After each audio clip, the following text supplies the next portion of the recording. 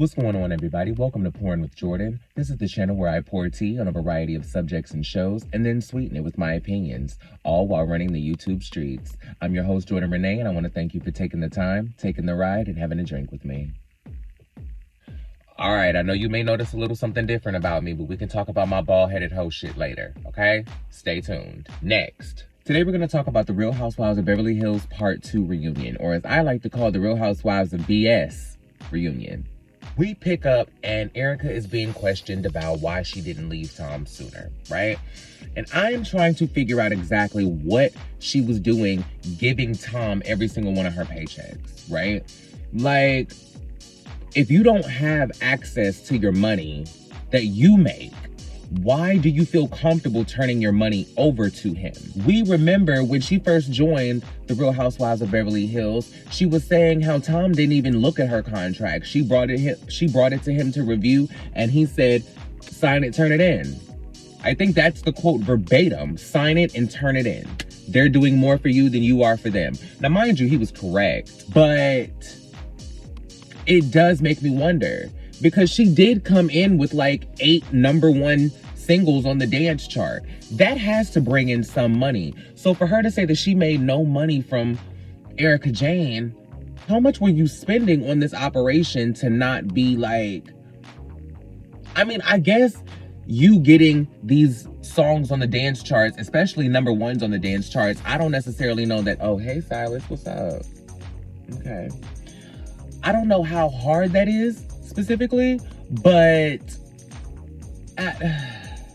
everything about Erica Jane is confusing. Like, since she started making money, she turned, like, how was that established? How was that dynamic established?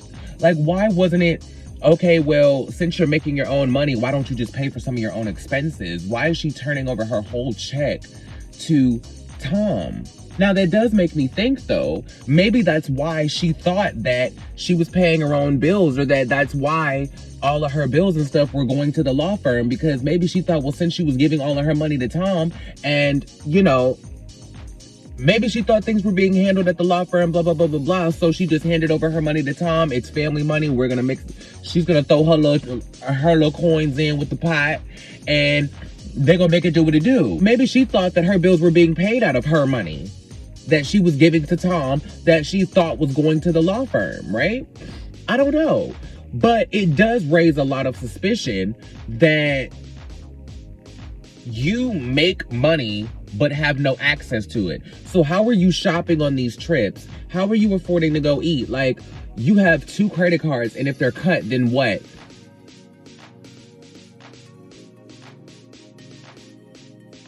Why now? Why did you leave now? Then, if you had no access to your money, if you wanted to leave earlier, if you didn't want to be here all this time, then what? Did you just have to wait for the next financier to come through for you to be able to leave? Like, did you have to wait for the next person who's going to pay your way out of this to become available? Like, I'm trying to figure out what about now made this time so different that you just happened to leave right before Tom's entire career imploded. It's sounding very Jen Shah, but like, she got out just in time.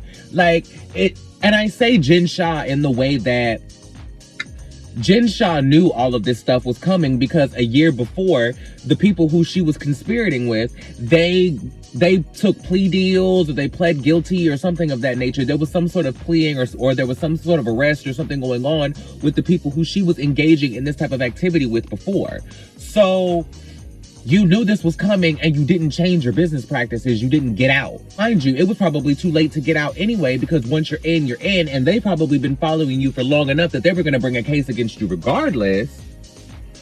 But still, when you saw that, that was still an opportunity for you to be like, listen, it's time to go, sis, okay?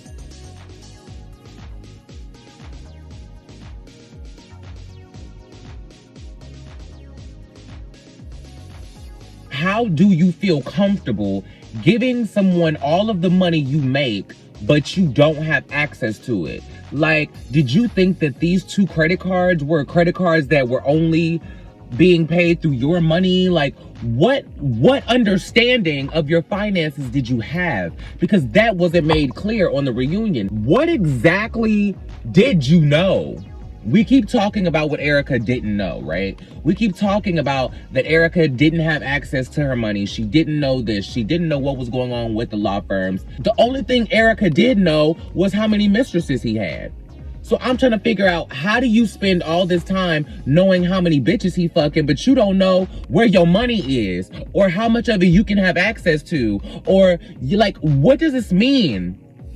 What does this mean? It just doesn't, like, none of this makes sense. You have access to Tom's phone, but you don't have access to the money that you contribute to the household? Somebody make sense of this.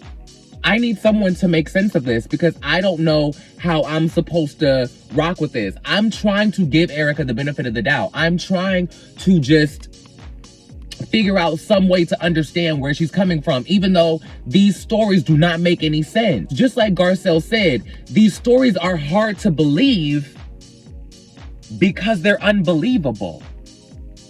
But I digress. Silas, you better not be tearing up my damn feed. Okay, boy. My issue with Erica is that she expects blind loyalty, but gives these crazy ass stories that don't make any sense. Right? There was a very good point brought up when they were talking about how is it that you were just talking about how great Tom was and how well everything was and how he lets you be you and all of these other type of things, but yet 2 weeks later you send a message on election day talking about I'm filing for divorce. That's the thing. That's why it's hard to believe you. That's why it's so easy for everyone to doubt the things that you're saying, is because the extremes are so vast. Like, your A and your B is so different that we don't understand how we're supposed to get there. Like, we understand that you live this crazy celebrity reality TV life, and that comes with a lot of craziness and drama. But we don't expect to have to jump over the moon, literally, to have to understand where you're coming from. That is the hard part. We can understand Tom got into a car crash. We can understand Tom broke his ankle. We can even understand that Tom got into a car crash, broke his ankle, and was unconscious for 12 hours. But what we can't understand is that he broke his ankle. He was in a car crash. He drove off a cliff. For some reason, he drove the wrong way all of a sudden. He was unconscious for 12 hours. And then he called you when he woke up. And then you found him. Did you find him or did he call you? Like, explain that. Because the way that that's worded, it always sounds like either you found him or he called you after 12 hours. That timeline, I need to make sense, right? I don't understand how this story keeps alternating and changing in ways where it's like, because I'm still trying to figure out where the head injury came from. All of these things, here's the thing, all of these things individually of each other make sense. All of these things individually of each other are plausible. But what doesn't make sense is all of these things happening together, right? What doesn't make sense is like Tom is being robbed and the house is being burglarized, and then your son drives however long it takes to get to his house. Apparently, it takes a while to get from Pasadena or wherever he was coming from to wherever he had to go. And now all of a sudden, there's snow in Pasadena, which, by the way, sounds like the title of a great movie or like a great book. Snow in Pasadena, right? Now, all of a sudden, there's snow in Pasadena, and your son rolls his car 5 times, and then he rolls it 6 times, and then he rolls it 3 times. We don't know how many times the son's car flips, which in the grand scheme of things is really semantics. Like, who knows how many times the car actually flipped? Like, the son was probably too shocked and just threw out a number, and Erica is probably just so damn upset that her son got into a car accident that she just throws out a number because, you know, when somebody is upset or they're worried about somebody or they're like panicking about something that happened, they tend to, you know, dramatize or accentuate or exaggerate the smaller details of it, right? Now, I'm not caping for Erica because she's making a choice to tell a lot of stories that don't make sense. What I'm saying is, if she would have scaled down the stories to just the bare bone minimum details, she wouldn't be giving us reasons to doubt her. Especially when you give us reasons to doubt you that we can look up on the internet. Like, when was the last time it snowed in Pasadena? Girl, like, the fact that we can't find a police report on Tom's car accident and he was missing for 12 hours and you just thought he was out there fucking some bitch. Like, I don't understand what gave you the opportunity to leave now. How did you secure the way? Like, why is that the one question you won't answer? You'll try to answer any questions you can about Tom's law firm and Tom's case in this situation, but you won't answer how you got up the resources to leave him? Erica, like, I'm talking directly to you now. If you don't understand how stuff like this sounds suspicious, then you're giving us no opportunity to connect with you in a way that gives us room to believe you. You're giving us nothing to go on. It's like you're giving us way too many details, but putting them all together in one story makes them unbelievable now. And then you have no way to back up or prove this information that you're volunteering, right? Why was it necessary for you to bring up this car accident now? I'm still not understanding that. Why was it necessary for you to retell that story now? And then even more so retelling it, why was it necessary for you to expound on it now? I don't understand. Like, all of this just caused you more trouble than it was worth, because now we don't believe you because of a story that you didn't even have to tell in the first fucking place. If you wanted to tell a story, you could have told the story about Tom's mistresses separate of this and left him and his car accident in 3 years ago.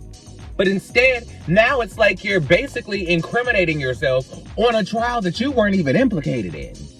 I hate to use language like that because she's actually going through lawsuits, but like, I don't have another analogy to personify what I'm saying. It doesn't make sense. The things that you're saying don't make sense, and the reason that you're saying them don't make sense. Okay? Like, all of it doesn't make sense.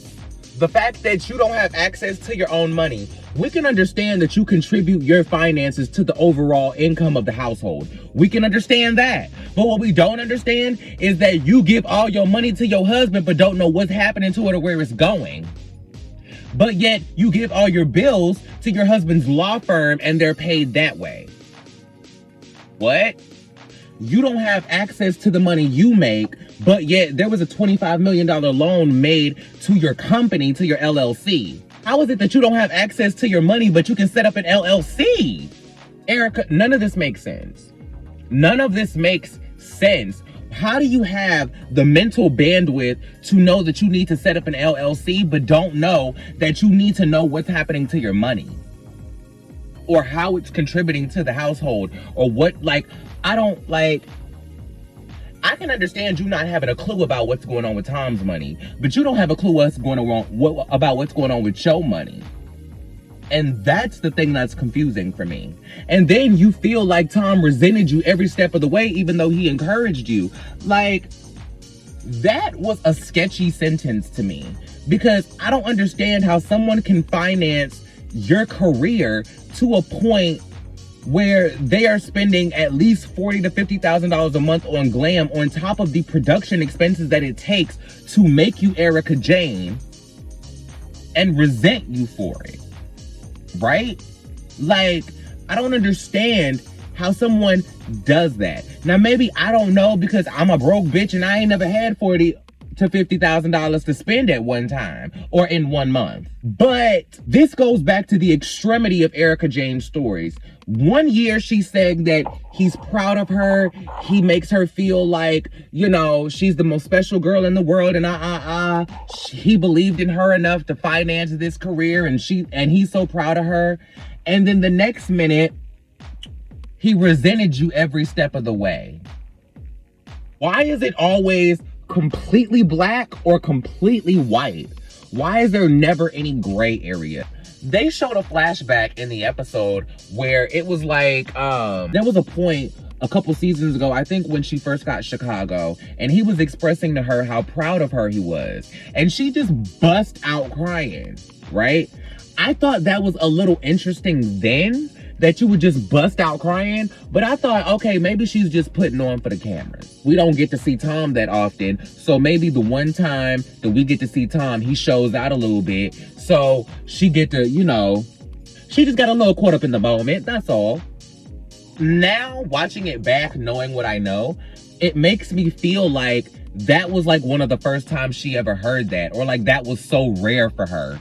And the impact of him saying it while there's 6 cameras in his face, I think that impacted her the most. That he said it on camera, that he expressed that he loved her in a public space and that he was proud of her in a public space, because maybe she did feel like he resented her every step of the way. So maybe there's some credence to what she was saying in the fact that, you know, she was experiencing this like double-edged sword of, you're supporting this career that you now hate me for because it actually happened, right?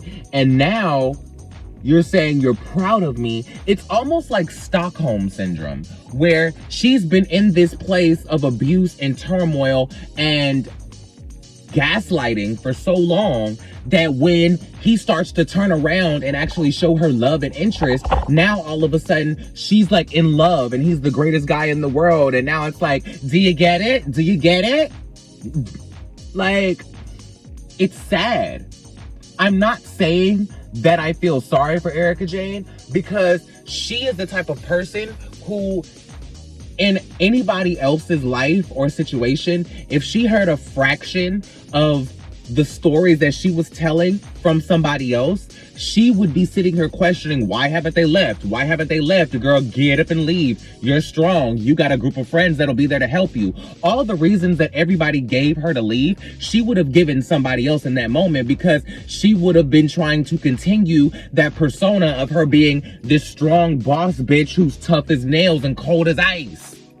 I appreciate that Andy is going just as hard or harder on Erica as he did on Monique.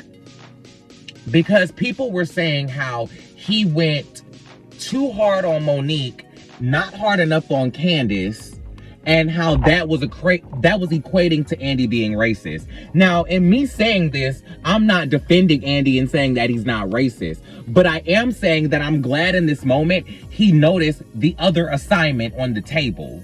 Yes, the main assignment was to get everything that you can get out of Erica for the fans and the viewers. But I think he knew that there was a subconscious assignment to make sure that you balance the scales of how hard you go on a white housewife and a black housewife, right? And I think in this situation, these were the perfect situations to go in on, because it's so, with Monique, it was so easy to go that hard on her because she was the one who had the upper hand. She was the one that whooped Candace's ass. So these are the two people that you want to go hard on, because you feel like they're almost not telling the truth and they're not taking accountability. Nobody felt like Monique felt remorseful or felt like she was taking accountability, even though she took accountability 2 days later, regardless of if she was remorseful or not. That's something that she had to work through. But nobody gave her credit for being accountable in that moment, regardless of if she was remorseful. It was like her not being remorseful just kind of took away all of the credibility that she got for being accountable. In this moment, we want to feel sorry for you, but the stories that you're telling are eating away at your credibility. So now we don't know what to believe, so it makes it harder for us to believe anything that you're saying. So whether the stories that you're telling are true or not, we're looking at you sideways because they are literally unbelievable. Erica, we'll just wait till part 3. I'm tired of talking about her, child. Let's move on. We're just gonna go ahead and move on to Dorit, because I don't think that Erica is ever going to understand how she's put herself in this position. Dorit, I need you to take accountability for the fact that you are offended at the fact that you are long-winded and detail-oriented and people call you out on it on a regular basis. Because everybody on the show who said anything about you being long-winded did it in the exact same way that Garcelle did. They may have made a joke, they may have said something funny or made a snide comment or cut you off just like Kyle did. So I don't understand what was different from Kyle to Kathy to anyone else who said anything about you being long-winded. Why is it Kathy can say whatever the hell she wants to you and you just kiss her ass? First, she don't know you. She pronounced your damn name wrong. She calls you damn long-winded. Well, she jokes and says, well, I would hate to be long-winded.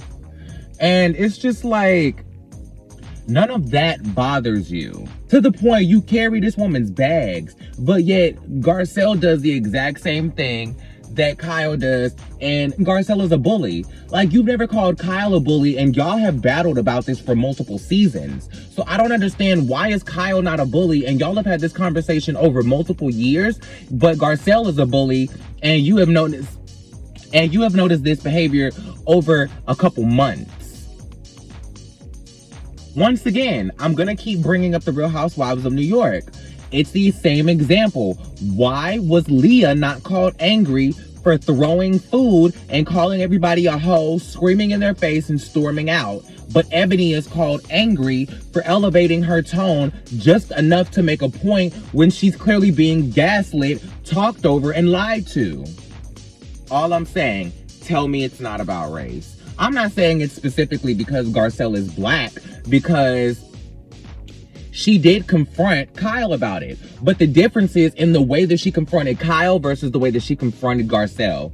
You sat here and said nothing all these months that you felt like Garcelle was making jabs. You didn't say one word, no implication. And then all of a sudden the shit hits the fan in one episode. And you say to a couple people that you feel like Garcelle is making jabs at you, and the next time you see her, you go so hard that you call her a bully. And then you get to the reunion and you admit that that was the wrong word, and then you basically just use a... Silas, I am recording, son. So can you let mommy get her work done? Okay? Need you to be quiet. Okay, papi?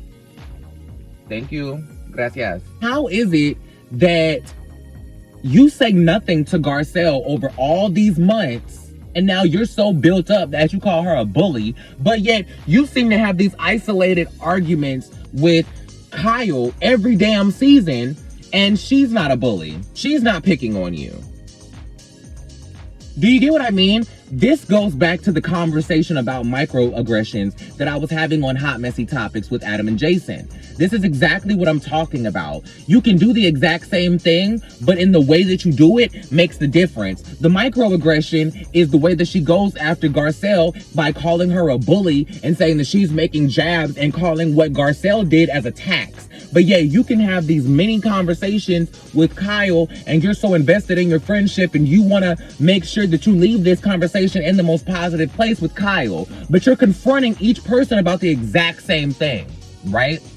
But the approach is you give a damn enough about Kyle to go ahead and say something when you feel it. You say something in the moment. Y'all talk about it in the moment. Y'all have that argument in the moment, and then you settle it with your friendship maybe a day or two later. With Garcelle, you claim that you saw her as your friend. You claim that y'all were friends, but then you say nothing to her all these times that you felt like she was making jabs at you, and then you hit her out of the blue with an entire grenade, and you call her a bully on top of it. And that's the part that makes no sense to me. It's like you hit her out of nowhere. She had no clue that you felt this way about her, and now all of a sudden she's a bully? Like, come on. Come on. She's done nothing more than anybody else has done, and I'm not jocking that, Dorit. I don't care. Now, I am going to defend you because you do get treated like shit because you're long-winded. I am going to defend you. You do get treated a little crappy because you're long-winded, and people tend to almost not take you as seriously or take what you're saying as seriously. I defended you on the last videos that I did about the reunion. I said that she's tired of y'all. She is tired of y'all. And it got brought up in this episode that she feels like it's something that's consistent. This consistently happens to her. People consistently talk about her being long-winded. And what happens is you end up invalidating Dorit's opinions. So it was about time that she lashed out. But you lashed out at the wrong person. That's the part that is upsetting for me. Like, it's another case of me wanting to defend you, but you take all the steps to counteract my defense of you by doing a bunch of bullshit, like waiting to say anything to somebody you call your friend, and then the moment you do decide to say anything to them, you go all the way, you say that they've been attacking you, and then you call them a bully. What is it about the Real Housewives of Beverly Hills that y'all want to go all the way from A to Z in one conversation? But only with certain people, though. Only with certain people. I just think it's funny that even in Andy basically yawning in your fucking face while you're talking, like, there's a level of accountability that you have to have in this moment, right? Because everybody is not wrong. The way that everybody is treating it does kind of come off wrong. Let me explain what I'm saying. You are long-winded. That is a fact, right? But the way that everybody approaches you about being long-winded is not necessarily the best way to approach it. And it almost ends up invalidating your opinion and the things that you're trying to say. And because you're long-winded, what you're saying rarely gets heard, right? However, you as the person who is long-winded is not taking accountability, or at the very least taking a shorthand class from Kathy Hilton to learn how to get your point across in as short a time frame as possible. Take it from me. I'm long-winded. I will sit here and ramble and repeat and ramble and repeat. But like I said before, this is why I created a YouTube channel, so that I can just sit in front of a camera and ramble for as long as I get good and goddamn ready to, and I can come back and edit it into a time frame that is concise but still makes clear sense. I make my long-windedness work for me because I can fill up any amount of time that I need to, because my gift of gab is now working to my benefit. You just decide that you're gonna ramble on until you make your point because you think that anybody's reaction to you being long-winded is an attack. When at the end of the day, they're trying to tell you, we wanna hear what you have to say. It's that we get so lost in the story, we don't know where the point is. Mama, there's a couple things that need to happen with Dorit. Dorit, you need to learn how to speak in shorthand from Kathy Hilton. The girls, and Andy at this point, y'all need to learn how to more eloquently tell her, like, hey, I want to hear what you're saying. I'm trying to stay with you, but can you bring the end as close to the beginning as possible? Like, there needs to be some movement from both sides for there to be any type of progress. It can't be just a full yank one way or a full yank the other. There has to be a spreading of the assignment, right? Like, everybody got to get a piece of homework. Let's move on. I'm tired of talking about Dorit's mouth. I just want to mention real quick, because this is the next point that they made after they were talking about Dorit. I think it's funny that Kyle took the opportunity to make a jab at Carlton just because Carlton was the only one that wasn't on the show that said something about her talking over people. Kyle, you do talk over people. Is this gonna be, like, am I gonna be the new Teddy? Like, am I gonna be Teddy 3.0 since Down with Jason called Crystal Teddy 2.0, even though he rescinded it? Y'all don't send no hate to his comments or I will whoop your ass, okay? Because I just feel like here's the thing. Y'all know that Funky Dineva is one of my YouTube oracles, right? And as Funky Dineva's mother always said, you can't tear somebody down without extending a hand to lift them up. So now that's kind of just become my natural approach to these videos. Kyle, you need to just admit that you talk over people, just like Dorit needs to admit that she's long-winded as hell and take some accountability for it. You just acknowledging it isn't gonna do anything if you keep doing it.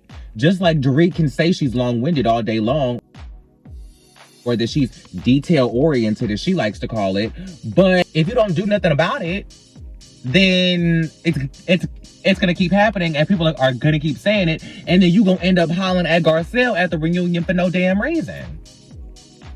The fact that, and I mean, Garcelle did set her up for that, because I mean, Garcelle probably didn't know who Carlton was. No shade, but she just like, why did you say that? Like, girl, shut up. That was stupid.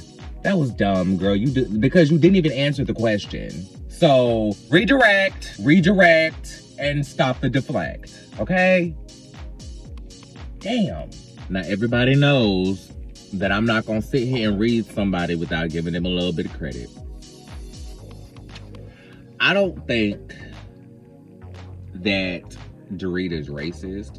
I don't think that the only people that Dorit knows outside of the people, like, I don't think the only people of color Dorit knows are the people who work for her. I genuinely don't believe that, because she's more of a label queen than a color queen. Like she said, she kind of took to Garcelle very quickly, and she said that she felt like her and Garcelle bonded very quickly. It wasn't because it didn't have anything to do with Garcelle's skin color. It was because Garcelle was fabulous and she dressed amazingly. She bonded with Garcelle over fashion. It didn't have a damn thing to do with her skin, excuse me, with her skin color. I do think that Dorit just misspoke. It sounded ignorant as fuck. I'm not gonna sit here and try to cover that up or take that away from the conversation. What she said sounded ignorant as fuck. It did sound like the only people that you and your children have ever met of color have been the people who have come up in there and cleaned your damn house. It sounded very Kelly Osbourne. It almost sounded like you was getting ready to say the only Hispanic people that my kids have met were the ones that were cleaning our toilets. Clock your references, children. Like, it really gave that type of energy, but I know that that's not what you meant. I could tell that that's not what you meant, and the way that you explained it at the reunion made sense. But I wish you would have stepped outside of the people who you employ and looked to people in your actual life. Like, your husband manages Boy George, so I'm sure that you have some sort of multicultural type of environment around you. Like, they're probably just rich as fuck, so there's probably not a lot of them. But I'm sure, like, you know people, right? Like, you should have went with, there's all kids of color at my children's school. That's where you should have went with it. You should have talked about the people that your family actually knows that are multicultural. People always bringing it to the people who work for them. It always looks a certain type of way, and it's gonna snatch the credibility right out of what you were saying. I'm just saying, pay attention. I understand that it's the first time some of you are breaching these topics, but like, it's sad that it takes breaching these topics to have that level of awareness. Like, especially because Dorit is so in tune and was so in tune with everything that was breaking about Erica and Tom all season. Like, if it wasn't Renna, it was Lisa reading every single article that was released over the course of the filming this season. I mean, there was a point where Dorit was breaking down the articles and she was clarifying what certain things in the articles meant to the girls, right? If you are that perceptive to analyze what an article about your friend is saying, I know, or I feel that you are perceptive enough to have some sort of acknowledgement of what's going on in world news, right? Like, I feel like you see what's happening out here in the world. So I refuse to believe that you are completely oblivious to the amount of social unrest that's been happening in this country and the sensitivity of the topic of race. So I gave you more credit than what you displayed. I figured that if you were going to do that, take the time to be more aware. It just seemed like you were not paying attention. And that bothers me. You only paid attention when it came to the shit that you knew was gonna be juicy to talk about on camera. I expected more from you, Dorit. I'll put it like that. I expected more from you. I expected you to be more perceptive than that, and I expected you to be more culturally aware than that, especially because you pride yourself on being so well-traveled and a student of the world and all of this stuff. You seem to be so culturally aware, but are you only aware of cultures that seem to be predominantly Caucasian looking? Are you this culturally aware in Africa? Questions. I have questions. I'm tired of talking about Dorit. I'm moving on. Okay, we're gonna have a quick conversation about Garcelle and her being the main, what's the word that I'm looking for? The main concierge of racial education, for lack of better words. I want to talk about the moment that she had with Kathy, and she was talking about not being able to see color. And I'm going to bounce that back to Sutton and Crystal too, because that was the original conversation this season that was had about race, was the I don't see color conversation. I'm not even going to make it about what they said. I'm going to make it about the actual topic.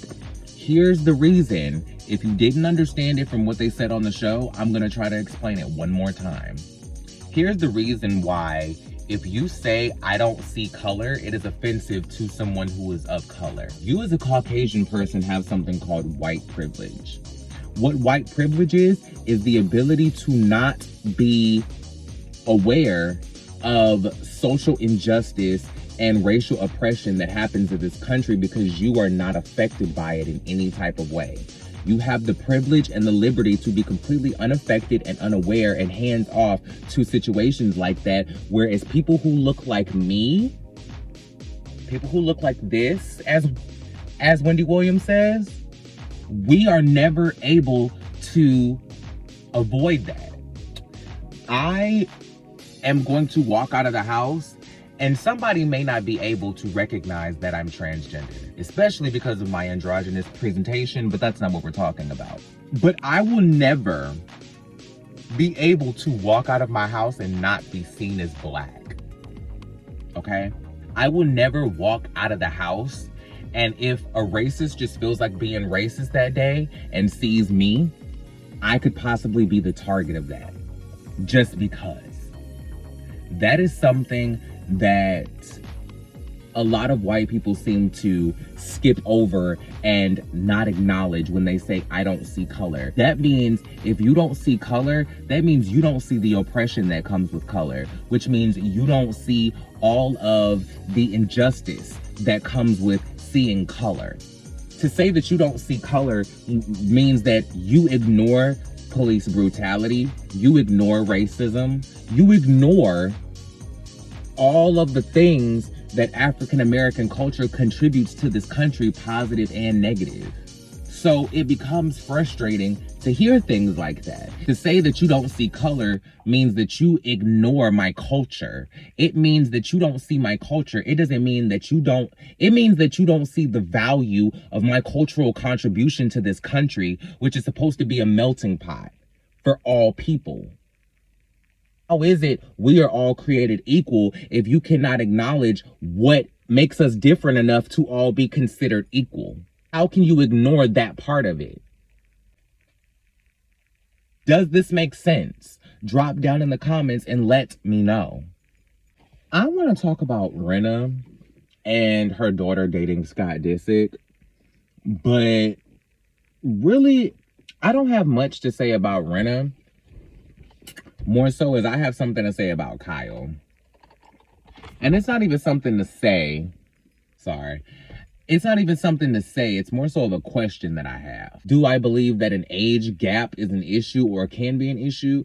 There are so many things that can make or break a relationship that it all depends on the individuals that are being paired together.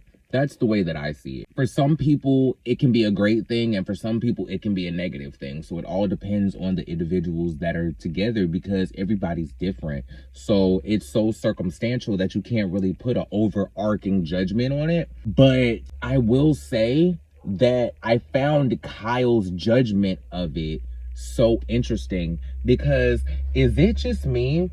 Or wasn't it earlier in the seasons? Didn't Kyle say something about before she got married to Mauricio, she was engaged to a man who was a lot older than her? I don't understand how you can sit here and have a judgment on that. And not even because of Erica or of Crystal at this point, because Crystal has like almost a 20-year age difference with her husband, or like some extreme number. I can't remember. I didn't even realize. Weren't you in this situation? If I remember correctly, I don't even know where to look for this information. But somebody please, if you remember this, drop down in the comments and let me know if you remember hearing her say this too. I could have sworn somewhere in the earlier season, on a reunion, in an interview somewhere, I remember Kyle saying that before her and Mauricio got together, she was engaged to a man who was a lot older than her. And she was about to marry him. And then she met and fell in love with Mauricio. And I think she left the older man for Mauricio and then ended up getting married. Curious. That's all I'm saying. It just leaves me curious about how you have such strong judgments on it, especially with you saying that you had your first baby at 19 and you're joking about it to Harry Hamlin. I'm just saying, it all just comes off a way to me. Kyle and Kathy. Listen, I don't even have much to say about this because Kathy pretty much said everything that I had to say. What a waste. What a waste, man. I hope that Kathy regrets the way that she handled the situations with Kyle. You know what I'm saying? I hope that she regrets just having an overarching opinion without doing any real research. Like, I'm sure that she could have gotten advanced screenings of the American Woman show. I'm sure she could have gotten scripts. I'm sure she could have, I'm sure that had she given Kyle something to work with, Kyle could have probably brought her on as a consultant or something. Like, it just seems like she jumped to a conclusion that was negative about your sister so quickly. It was like, why did you have that opinion of Kyle? That's more so what I'm concerned about. For me, it doesn't even matter whether you thought that, or for me, it really doesn't matter what the show turned out to be and how the relationship ended up, because we see how they ended up. They're cool now. But for me, I want to know why you thought that your sister would do a show about your mom that would be disrespectful. Why would you think Kyle would do that? That is the real question here.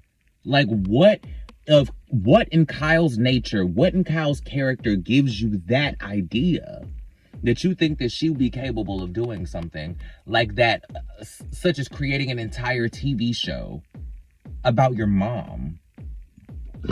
Excuse me. What about your mother do you think that Kyle is going to expose? These are legitimate questions that I have. Why do you think Kyle would do that? But what about your mother do you think Kyle is going to expose? What do you think Kyle is going to put out there? Y'all done already sat here and said that the woman can't cook. So, what else? What would she put out there that you think would be so crazy that would come out on this TV show? That is the real confusion for me. I don't understand that part of it. I can understand her being upset about Kyle doing it without talking to her sisters. That I can understand. Because, yeah, her sisters are going to be depicted in the show in some type of way. And the show is about their mother. So I can understand them wanting to at least have a conversation about it. But the fact that you took it that way is extremely confusing for me. I have so many questions. I need to start writing Andy's cards at these reunions, because it seems like the questions that Andy asks always leave me with more questions. And I don't like that. I don't think that that's the way that it should be. I feel like if somebody asks you a question, it should leave you with an answer that leaves you with something to stand on and walk away with. It shouldn't leave you with more questions. It shouldn't leave you more confused. Either these housewives are just hip to what Andy gives and they just have these prepared ass answers, or they have these prepared diversions, or Andy is asking the wrong questions. Because it just seems like this is the reason why I had to come on here and do these recaps, is because I have so much more that I need to know from the reunion, and so much more that I want to know based on what was asked at the reunion. So we need to figure that out. Like, how do I apply for that job? With them talking about they gonna cancel Watch What Happens Live, Andy about to burn his credibility into the ground by publishing a damn book that's basically reading any and everybody that's been in the Bravo offices within the past 15 years. Child, the ratings of all of his shows continuing to plummet like a damn... The least they probably gonna let him do is host the reunion. So I could probably get a job writing his cards or his reads, at least. Hook a sister up. All right, y'all. That was the Real Housewives of Beverly Hills reunion part 2. And I feel like I got a little bit more out of this reunion. I definitely left this part of the reunion less upset. Last episode of the reunion, I left completely pissed the hell off. So this reunion, I just feel like I have more questions. I don't feel like it was any more entertaining, but I do feel like based on the content that was given, I have more questions, and I feel like there were some things that I was able to see that were kind of like, okay, well, I'll be able to ride on that, blah, blah, blah, whatever. Actually, I don't know, because I got a lot of damn questions.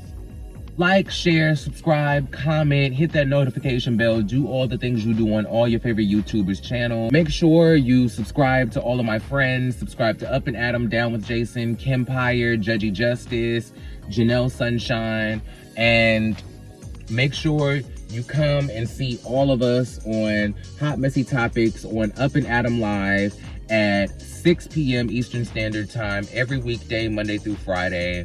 I look forward to seeing you back here on the channel, and I'll holler at y'all later, man. Peace. Come on, Tyler. Come on. Let's go, boy. Let's go. Let's get you something to eat. Come on. I'm hungry, too. Yes, honey. Them girls don't want me.